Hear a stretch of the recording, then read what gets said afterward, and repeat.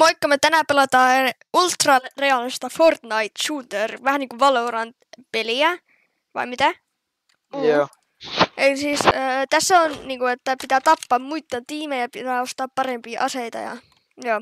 Ja voitte vähän katsoa gameplayia. Nää hyökkäät, niin niitä pitää plättää bombi. Control resources are under threat. It's up to you to stop them. Use any Joo. force required. Eli siis yksi meidän teammate liivos. Nyt se on reilu. Nyt se on reilu 3v3. Mä Eelinkaan. Mulla on nipu. Ei hätää. Mullakin olisi nipu. Onks sun golden? Oh. Mulki. Nako. Mä meen... Counter Strike. Se on sellainen peli, Mä meen Sector B. Mä meen Sector B.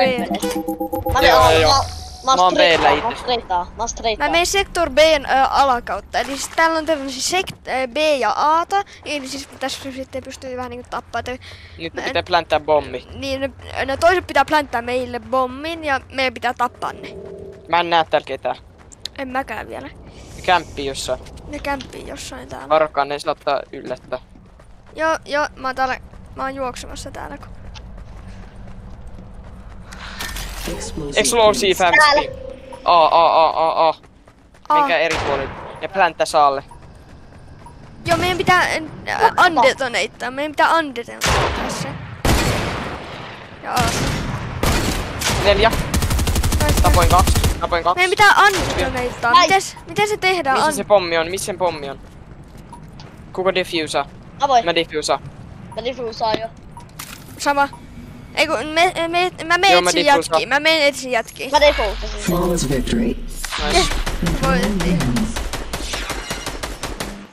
Easy. Kuinka monta niitä on? 3. Ei 4. Ei 3. Nyt se liivas. Se yksi liivas. Diminit, Gamna Pasta. What the hell? Mikä nää nimit on? Vai mitä?